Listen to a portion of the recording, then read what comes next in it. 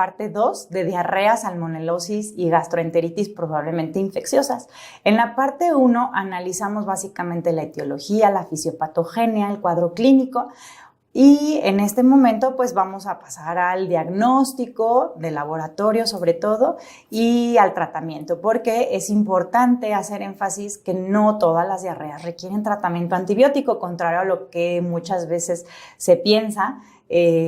De entrada, pues recordar que la gran mayoría de las diarreas son virales y en ese sentido, pues la gran mayoría de las diarreas no requieren tratamiento antibiótico. Es más, diarreas bacterianas, hay algunas que no requieren tampoco tratamiento antibiótico. Entonces es importante recordar esta situación y pues vamos al diagnóstico de laboratorio. Sabemos que de entrada no todos los pacientes requieren abordaje completo. Sabemos de entrada que la gran mayoría de las diarreas pues son pasajeras, son banales, ceden espontáneamente, entonces no requieren mayor abordaje diagnóstico, pero hay algunas que requieren específicamente este tipo de abordaje, sobre todo coprocultivo, eventualmente coproparasitoscópicos, coprológico, sobre todo en los casos de diarrea sanguinolenta, diarrea con deshidratación, antecedente de viajes a zonas endémicas, pacientes con enfermedades sistémicas y que sobre todo tengan también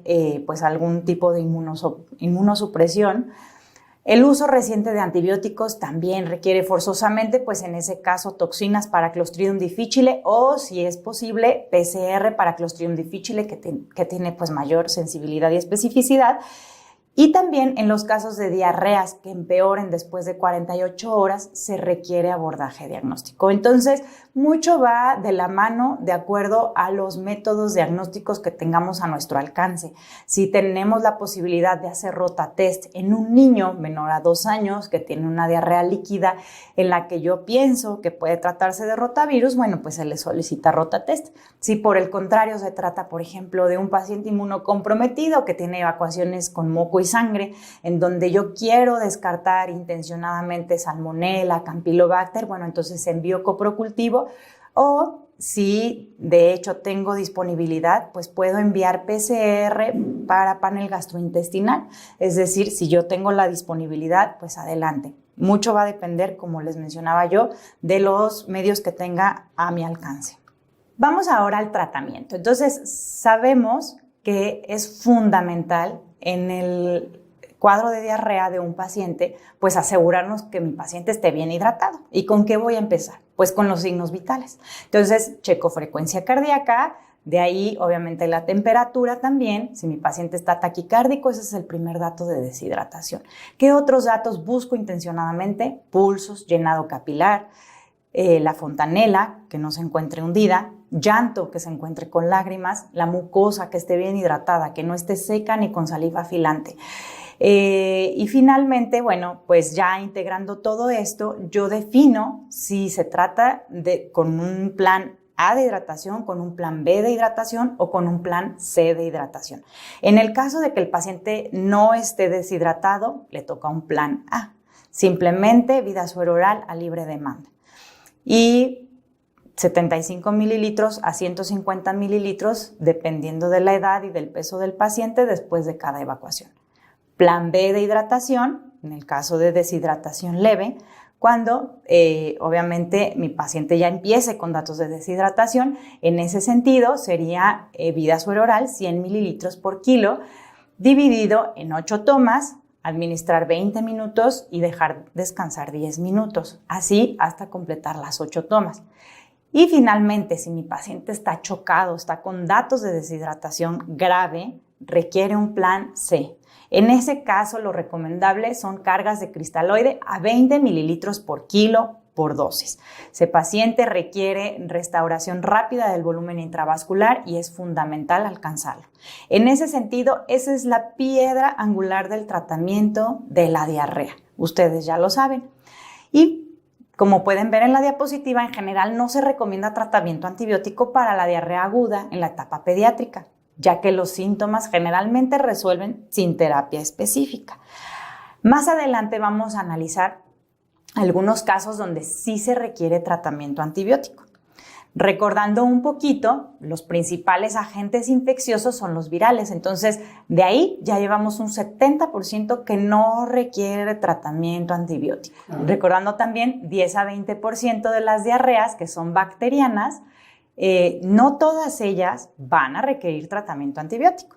Y un 10%, como mencionábamos, de las parasitarias, en ese caso sí se recomienda tratamiento antiparasitario. Entonces, en este sentido, afinando más, pues la terapia antimicrobiana apropiada puede acortar la enfermedad y reducir la morbilidad en algunas infecciones bacterianas o parasitarias y salvar la vida en infecciones invasivas. Entonces, se reserva su uso en pacientes graves, aquellos con condiciones crónicas o con factores de riesgo.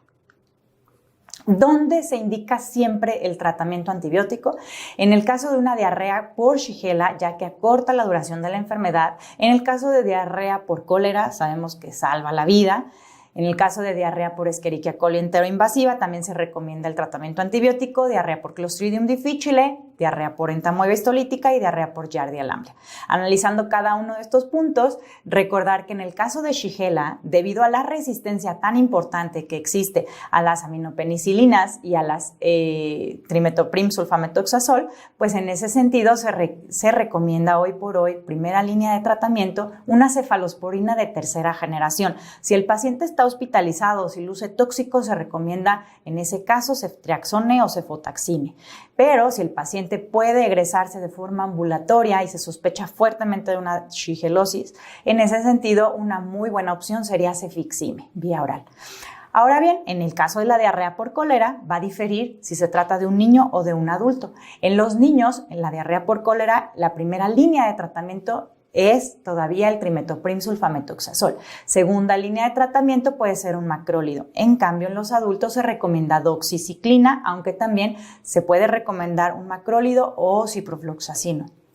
Ahora bien, como tercer renglón en la Escherichia coli enteroinvasiva, algo similar a la Shigella. Se recomiendan cefalosporinas de tercera generación debido a la alta resistencia que existe nuevamente a las aminopenicilinas y al trimetoprim sulfametoxazol.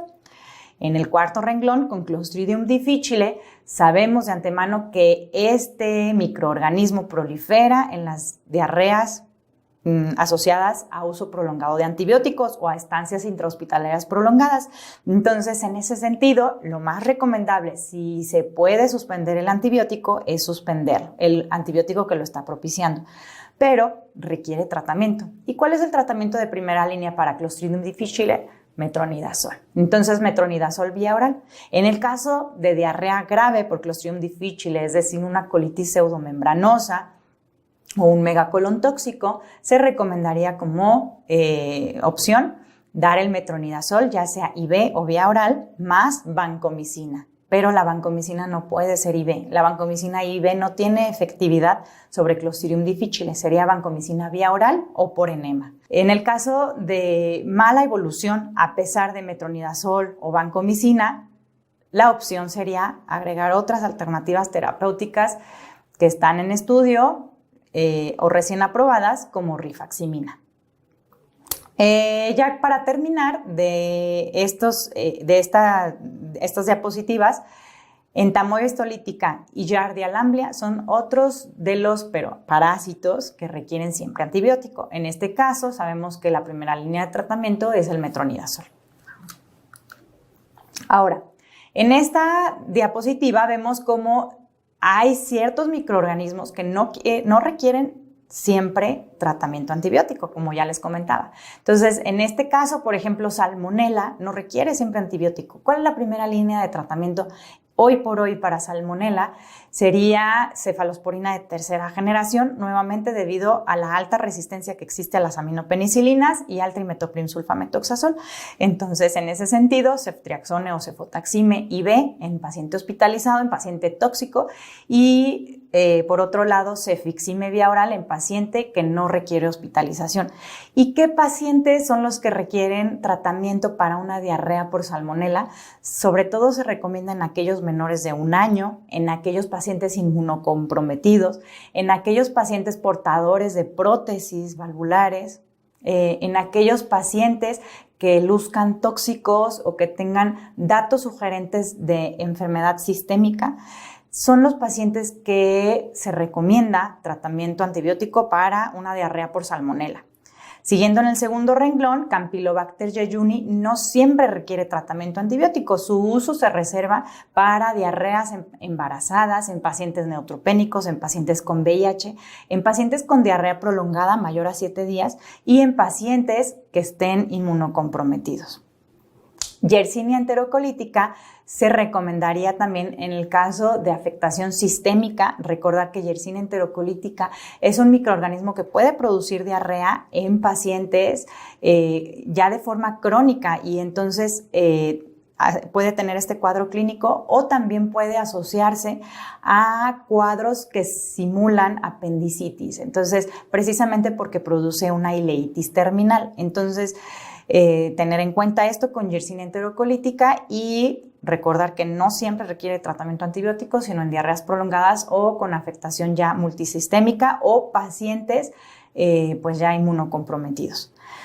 Por otro lado, tenemos a las Escherichia coli, enterotoxigénica, enteropatógena, enteroadherente, que se recomiendan en ciertas ocasiones. Pacientes que tengan básicamente inmunocompromiso o datos de afectación sistémica pueden recibir también tratamiento antibiótico. En este caso, pueden recibirlo también con trimetoprim sulfamethoxazol o con una cefalosporina de tercera generación. Aeromonas o plesiomonas shigeloides también con una cefalosporina de tercera generación en caso de pacientes que estén inmunocomprometidos o que tengan pues algún dato de toxicidad sistémica.